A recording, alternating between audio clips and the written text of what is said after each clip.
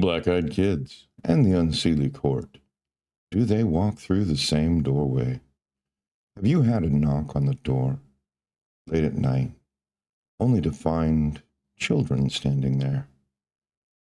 Pale skin, a polite voice, yet eyes black as night.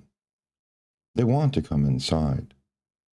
Something deep, instinctive inside you tells you that if you say yes, something terrible will happen.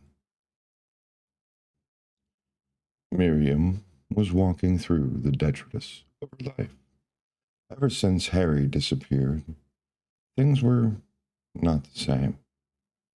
Yet, she was hopeful something may be found. The sadness and waiting felt like a weight, this emotion oozing off of her in waves. And that was when she heard a knock on the door and a quiet voice come from the other side. Can I come in?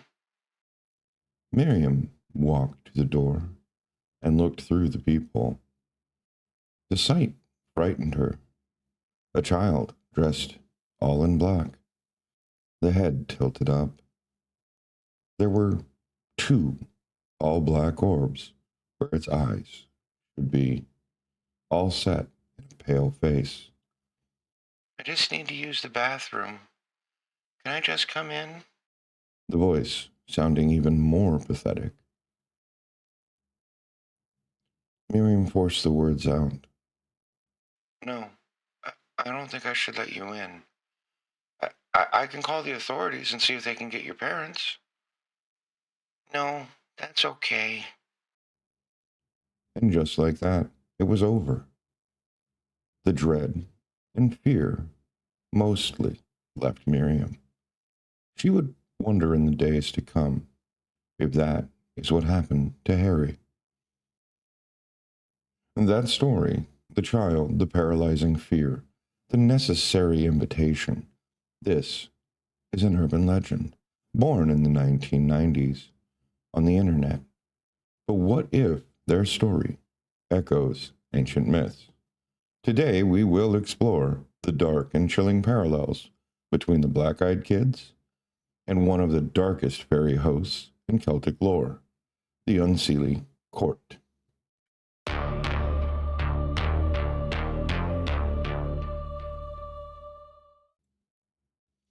The legend of the Black-Eyed Kids began not in shadowed forests, but under the neon glow of the 1990s internet, with a handful of stories whispered across digital chat rooms, describing encounters that defy reason. This is the phenomenon of the Black-Eyed Kids, also known as BEKs. The setup is always the same. Strangers encounter children with an unsettling demand. They show up on your doorstep, beside your parked car, late at night, asking softly, insistently, Can we come in? We need help. the moment they speak, a black fog of dread descends, an unnatural certainty that something is fundamentally wrong. Victims are paralyzed by fear. The eyes are the final, terrifying reveal. Solid, jet black spheres, an inky void where humanity should be. The consequences are chilling. Those who let them cross the threshold soon fall inexplicably ill. Beloved pets may die. Electronics, surprisingly, fail. In the darkest accounts, the victims simply vanish. This is modern folklore. Part ghost story, part alien encounter. But beneath the surface, the pattern is ancient. The story that codified the legend belongs to Brian Bethel. In '96, in Abilene, Texas, he was sitting in his car late at night. Two teenagers approached, asking for a ride. But Bethel was struck by an uncanniness. The teens' verbiage sounded much older than they appeared to be. Then he saw them, those terrible black eyes. He sped away, looking back to see the figures had vanished. Scholars agree these malevolent creatures exploit our deepest belief that children are inherently good. They lower our defenses, prompting us to invite death and destruction upon ourselves. But who or what are they really? Long before the internet gave name to the BEKs, Celtic storytellers spoke of the Unseelie court, the dark, dangerous half of the fairy realm, where benevolent Seelie court were kind and blessed day-dwellers. The Unseelie fae were the unblessed, and rode upon the night, delighting and possibly feeding on terror. They were beautiful and terrible in equal measure, a beautiful allure to the dark side. The dangerous rebellions of youth, often they appeared as uncannily beautiful humans, yet too pale, too cold, too still, with eyes that seemed to hold the cold emptiness of the cosmos. Often compared to statues who stood throughout time, the weight of their years, absent from their youthful, intimidating face. The eyes, oh, the eyes, the only notion of years beyond counting. The eyes that were known to be dark, empty pools of time to get lost in, to exude the weight of fear those years contained. The Unseelie court follows rules, strange, ancient, and yet absolute directives. They use their cunning and contracts, both implied and explicit, to prey upon humanity, often making people disappear or time to work oddly, even offering food that gave no sustenance. Yet they still had their ancient imperatives that bordered their actions. They could not enter your home uninvited, the threshold, a sacred barrier. They might offer you a gift, but accepting it meant debt or doom, often both. They might ask for your name, and if you gave it, they owned it, using tricks of verbiage to gain your name. They did ask for it, after all. The Unseelie fae were predators, wearing a human or terribly beautiful face. They could be courteously spoken, often known to torture those who were not courteous back. They were even known to take on a childlike form when it suited their needs, their unknown purpose. This all sounds frighteningly familiar to the black-eyed kids, or at least it does to me. The strongest, most damning shared trait between the BEKs and the Unseelie fae is the rule of invitation. This is not a matter of manners.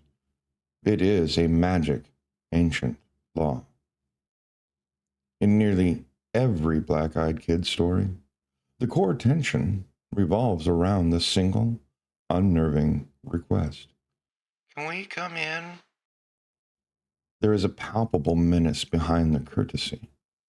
Yet they never force their way in. They wait, standing just outside the boundary of your protection, on the edge of your property. This boundary is known across countless mythologies as the threshold. The home is a sanctuary, a space governed entirely by human will and consent.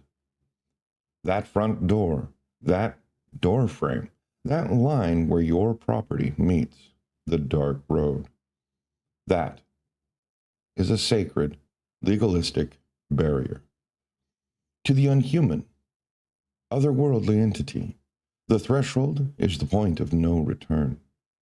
Think of the monstrous threshold guardians. Cerberus, guarding the gates of Hades. The Sphinx, challenging travelers to cross into Thebes. These entities are there to enforce a rule. Only the prepared or the permitted may cross. The BEKs act as their own threshold guardians, but they turn the test onto you. To cross this barrier, the inhuman entity needs your explicit permission. This speaks to the legalistic nature of evil in folklore. They can't just break the rule, they must trick you into breaking it for them. When you open the door to a BEK, you are ceding your domain. You are rescinding your protection, and in essence, signing an invisible, mythological contract that grants them passage from their special world into your ordinary one. The demand for an invitation turns the encounter into a psychological crucible. The BEK doesn't rely on physical threats. They only rely on social conditioning. Their request for help is the bait. The crucial test is whether you trust your instinct, the deep, cold voice of dread warning you against them, or whether you succumb to the fear, the shame of not helping. The moment you choose fear over instinct, the ancient threshold law is fulfilled. This ancient threshold rule is the invisible thread connecting the black-eyed kids to entities like the Unseelie Fae. But the way these two horrors enforce the rule reveals a crucial difference in their evil. The traditional Fae, the malignant Unseelie court, must adhere to this law, but they don't ask you directly. They're master legalists. The Fae strategy is all about the loophole. They approach the threshold not with a direct request, but with a trap of technicalities. They might appear as a beautiful woman needing shelter, or a lost musician seeking a quiet place to play. They rely on trickery and implication. They want you to infer the invitation or use a polite phrase like saying, "Make yourself at home," so that they may twist it into a legal contract of passage. The focus is always on the wording of your consent. The black-eyed kids skip the riddles and the polite feints. Their strategy is far more brazen, yet equally effective: direct, psychological warfare. They don't try to fool you into implying an invitation. They stand on the edge of the threshold and force you to consciously speak the words. Yes, you can come in. The Fae test your intelligence and your verbal discipline. They want to see if you can avoid their trap. The black-eyed kid tests your instinct, your compassion. Will you ignore the deep, cold voice of dread just to fulfill a social expectation? Both are bound by the same sacred rule of threshold, but the BEKs weaponize it. They don't want to steal your domain by trickery. They want you to willingly and fearfully surrender it. This makes the black-eyed kids a modern, efficient evolution of mythological evil. We have established the law they are bound by. Now let's explore the reason they seek entry. Another profound parallel, not just in what these creatures want, but in what they consume. The very texture of human emotion. We are talking about the emotional predator.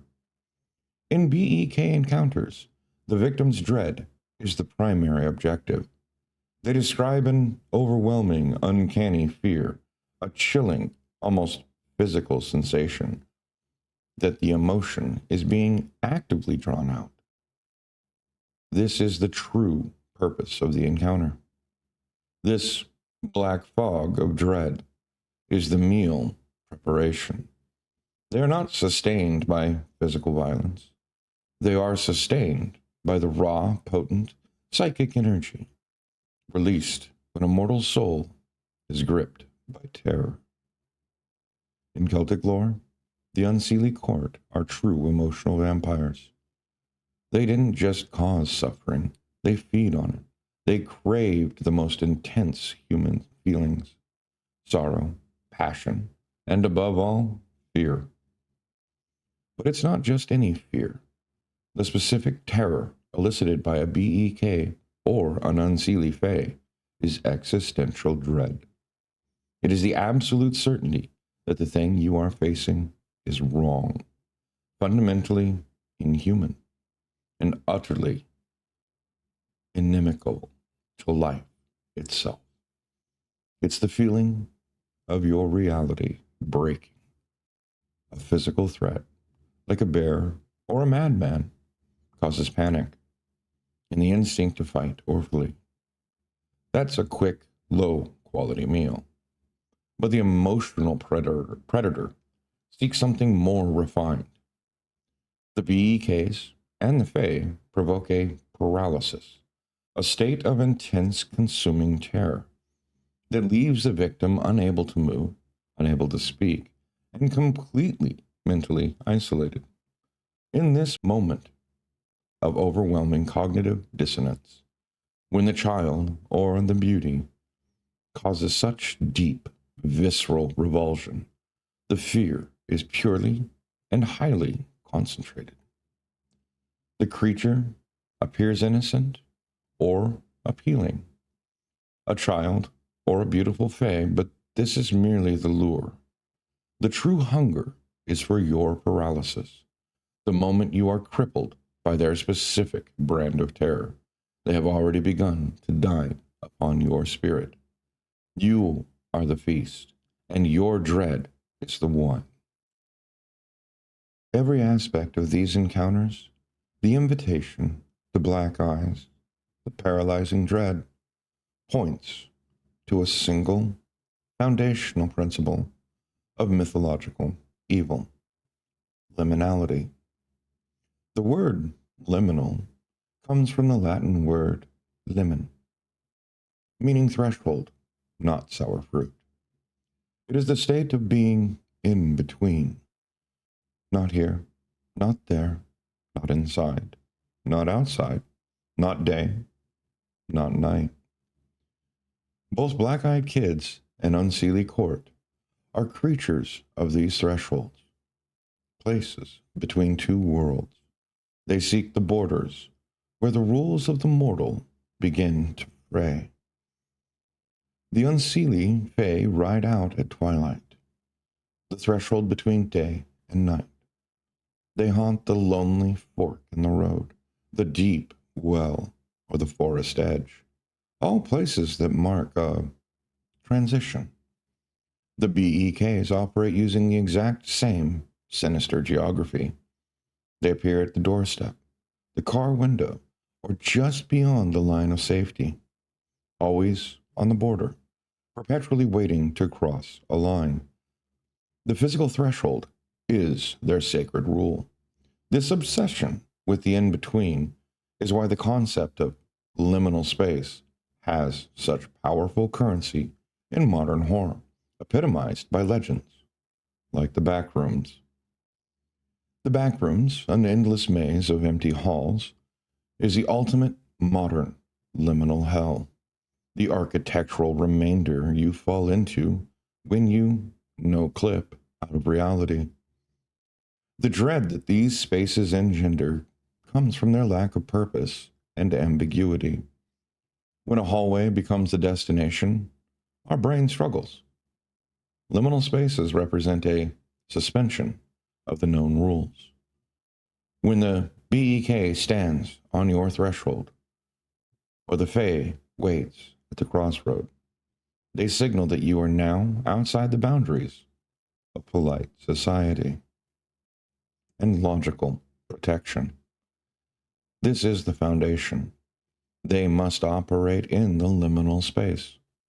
The rule of invitation is the mechanism they use to force the mortal to voluntarily end the liminality, thus giving the entity true access.